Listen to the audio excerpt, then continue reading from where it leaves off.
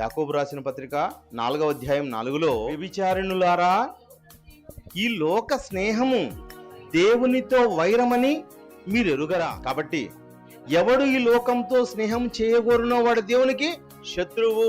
ఏమండి, నువ్వు దేవుడితో స్నేహం చేయాలి, వాక్యంతో స్నేహం చేయాలండి. వాక్యాన్ని నింపుకోవాలి, వాక్యానుసారంగా ఆలోచించాలి, వాక్యానుసారంగా నీ పిల్లల్ని పెంచాలి. వస్త్రాలు గొప్ప చేస్తాయి, రంగులు గొప్ప చేస్తాయి, ఇల్లు గొప్ప చేస్తాయి, వాహనాలు గొప్ప చేస్తాయి. ఇవన్నీ గొప్ప చేస్తాయనుకొని వాటన్నిటినీ సంపాదించి సంపాదించి సంపాదించి ఏమవుతున్నాం తెలిసినా దేవునికి విరోధులవుతున్నాం మనం అందరం కూడా. ఈ లోక స్నేహం దేవునితో వైరం. ఏమండి, దేవుడు మనల్ని శాశ్వతంగా ప్రేమించాలనుకున్నాడు. దేవుని శాశ్వతమైన ప్రేమకి ఏమవుతున్నాం మనం? దూరస్తులుగా మారిపోతున్నాం.